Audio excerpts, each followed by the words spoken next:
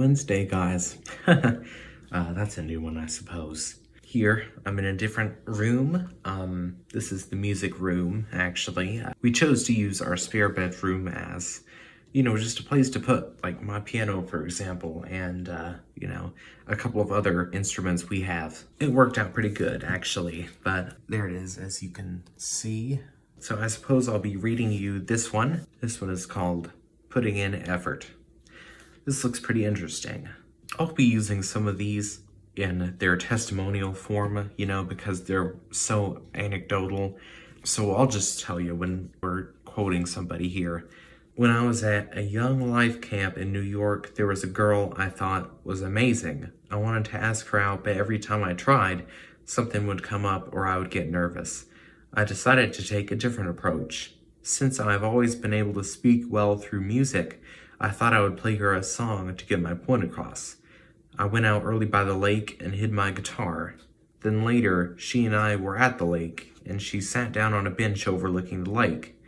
I took out my guitar and began to play the first couple of lines of, I assume is a popular song, and I sang the rest of the song to her. She really loved it, and that was my way of asking her out.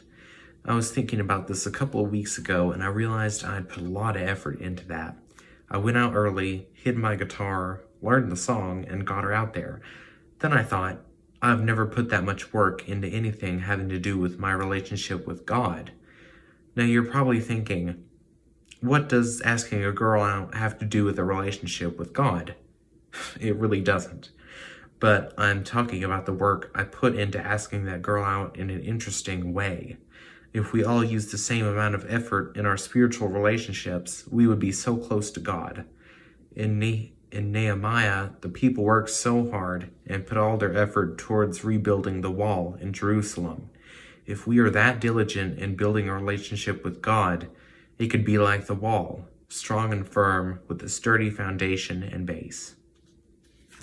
Okay then, so that was a pretty nice little story there. And it really shows us how much more we'll do, just to be able to receive a reward in this world. And that, it's a lot harder just to fight for anything spiritual because you really have to be patient and persistent with it.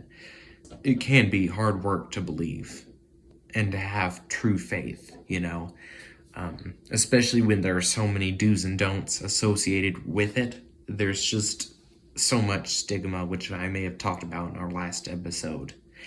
And recently I learned that there happen to be quite a few religions that kind of are based around the Bible, but kind of twist things into what fits their lifestyle, if that makes sense.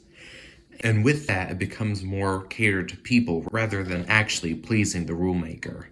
Things that are secular are just so much easier. Secular people don't have much hope that anything exists beyond this world. At least we have some sort of hope, and we have more of a, driven life purpose, or we at least know something we should strive towards.